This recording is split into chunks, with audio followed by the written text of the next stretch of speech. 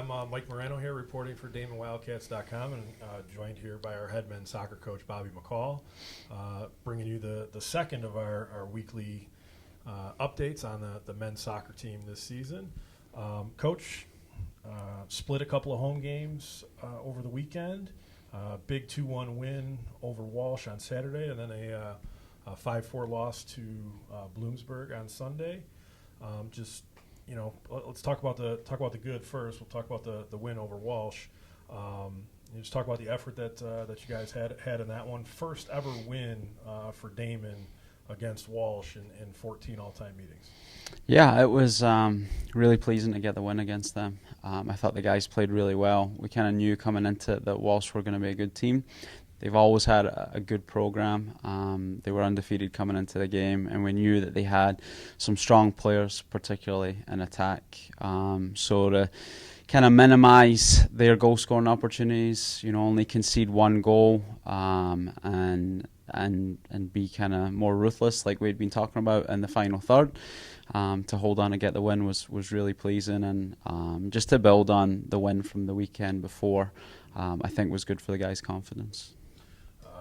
Ruthless is a good way to describe the winning goal in that game, I think. Mm-hmm. Craig Buchanan wins a battle for the ball, sends a nice crossing feed to the back post, and Brage Week finishes the play with a header. Yeah, I mean, we spend a decent amount of time on set pieces, and this one was a little bit different. It came in, and then, like you said, it came back out. Craig did well to kind of retrieve the ball and then put in a good delivery, and with set pieces and crosses, we tell the guys it's a lot about just who wants it more and who's prepared to kind of be brave and go and attack the ball. And Brage did great, and it was a good time to score too, with I think maybe less than 15 minutes left in the game. So, yeah. Then you turn around. I know it's always tough to play back to back, coming back about 24 hours later, or less than 24 hours. And you got Bloomsburg out of the Pennsylvania State Athletic Conference, and it was just a barn burner, 5-4. Both teams conceding a lot of scoring chances. Yeah, I mean, it was good from one point of view that we really were able to create a lot of goal scoring opportunities, and we took, obviously when you score 4 goals in a game, that's pleasing, but when you score 4 goals in a game, you don't expect to lose. And so there was some individual errors. There was things we could do better as a team. There was things that the coaching staff could do better. You talk about playing 2 games in 24 hours. Maybe we could have used our bench, used our squad a little bit better. I think we got a little bit tired as the game went on yesterday, and it showed. But yeah, we're disappointed because we feel like it was a game that we should have won. We feel like we only really have ourselves to blame. But at the same time, that was our last game before conference starts, and we are a young team, and we need to learn these lessons quickly, and it's better to learn them out of conference than in conference. So. The 4 goals yesterday, most offensive output for Damon since 2011, so it had been 6 years since Damon team had put that many goals on the board, and 12 goals overall through 5 games. Mm-hmm. Last year you had to go into mid-October before your team reached the 12-goal mark. So just talk about the offensive production that we've seen out of your group overall, and the other interesting tidbit about that, all 12 goals scored by freshmen. Yeah, I mean, it's really pleasing that we're scoring goals. When you're not scoring goals, it makes it really difficult to win games. Obviously, we got some work to do on the other side. It's just defending better as a team. But yeah, we got lots of options up there. I mean, it's not always the guys that are starting that are getting the goals. There's some guys coming off the bench and helping out. We are a young team, and especially up top, our 2 guys that have been starting up top, and some of our wide players are freshmen. But they're all doing great. We feel like we can score in every game that we play, which is nice as a coach. It gives you confidence going into it. We know we're going to create opportunities. I think after the first couple of games, it was a case of, well, let's now take these opportunities, and we're starting to do that. So we're building. We're getting one area right, and then we're having to work on the other. But the hope is that by the time conference rolls around this Saturday, we'll be a little bit more of a complete team and do it right on both ends.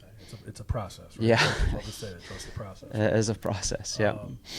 You know, one guy that I think going into the season, we had talked a lot about, you know, your team being relying on freshmen and then highlighted some of the newcomers, you know, specifically Alex Reed, Logan Pojabaric. One guy that we didn't really talk a lot about that I think had a big weekend for you was Zach Elliott. He's a junior midfielder for you. He's been around, has some experience. Seemed to really play well for you this weekend. Yeah, Zach's done great. He's a captain. He's a junior. He didn't during preseason and the first couple of games. He wasn't in the starting 11. But the thing about Zach is he's extremely consistent, and that's with his play, but also with his attitude. Even when things weren't quite going how he wanted them to go and probably not getting the playing time he wanted, he just continued to get his head down and work hard, and that's what's got him back in the team. And then when he got his opportunity, he's really kind of stepped up, and he's played very well, but he's also been a good leader for us, and just bringing in a little bit more experience too to a young team I think has helped. But yeah, he was probably against Walsh probably our best player, and then again yesterday very consistent, so really pleased with him, and he just kind of he's the example to the rest of the guys. You know, things weren't going great for him, but he's continued to work hard and led by example, and he's earned a spot. So okay, 5 games in, you're 2-3 overall. I know the blanket answer to this question is going to be, well, I wish we were 5-0, but keeping in mind that you have a team that has 24 newcomers and 22 freshmen, and you've been starting pretty much 9 freshmen every game at least, some games 10. You know, if we were to say before the season, you know, take me through the first 5 games. If your record's 2-3, how would you feel? And take a look back on it that way. Yeah, I mean, I think going into every game, obviously the mindset is we've got to believe that we can win, but I think looking back now on the record, it's probably, I think we should be maybe in the positive, but overall I think we're happy with where we're at right now. You know, I think if we had won yesterday's game and we're 3-2, winning might have covered up some of the mistakes a little bit. You know, winning covers up a lot of things, so losing that game yesterday is not a bad thing. You know, we never want to lose, but I think going into conference it helps us. Overall, 2-3 with a young team, I think we're in a good spot. You know, we know what we need to get better at, and we're going to work on that this week as we prepare for Stack. Yeah, that takes me right into to my last question for you. Is you guys will open East Coast Conference play this weekend. Just one game this week, but it is a big one. It's a league game this Saturday, September 16th at St. Thomas Aquinas. So what kind of challenges are the Spartans going to pose for you? Stack are a good team. I mean, they went to the conference tournament last year, so they finished 4th in the conference. I think they were picked again to finish in that top 4 or there or thereabouts. Good coach, experienced coach. Going there is not going to be easy whenever you're on the road for any game, especially conference games. You know it's going to be tough. It's going to be their first conference game too, so I know they're going to be motivated. They got some dangerous players. So yeah, just like every other game, we're expecting a tough game. We know that we're going to have to be up for it. We know we're going to have to be prepared to be under a little bit of pressure for a while, especially going away from home. But like I said, I think we're prepared, and we'll work hard this week, and I know the guys will be up for it.